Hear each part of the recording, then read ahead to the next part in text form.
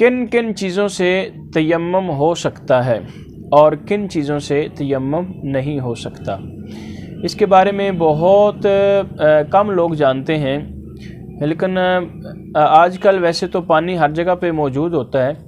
لیکن پھر بھی کہیں انسان اگر کہیں دور نکلا ہوا ہو، سفر میں ہو،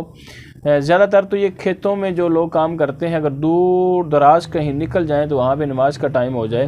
ورنہ تو اگر آپ جہاز پہ بھی سفر کر رہے ہیں تو وہاں پہ بھی پانی اویلیبل ہوتا ہے، جہاں پہ بھی اکثر اوقات تو پانی مل جاتا ہے،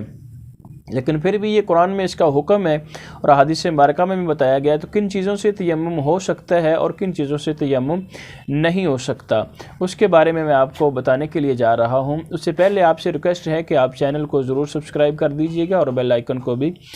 دبا دیجئے گا۔ زمین کی جو جنس ہوتی ہے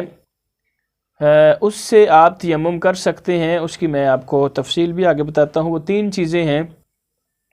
جس سے آپ تیمم کر سکتے ہیں،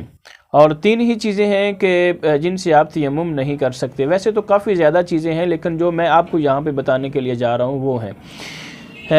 تیمم آپ جن چیزوں سے کر سکتے ہیں وہ ایک تو مٹی ہے، اس سے تیمم کر سکتے ہیں، اور جو دوسری چیز ہے وہ پتھر ہے، اس پہ بھی آپ کر سکتے ہیں، اور تیسری چیز ریت ہے، چونکہ وہ بھی اسی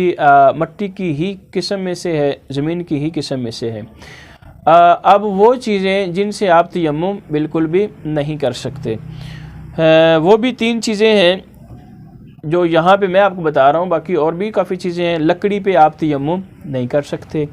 اور اس کے بعد چاندی سے بھی آپ تیمم نہیں کر سکتے، اور اسی طرح آپ سونے کے ساتھ بھی تیمم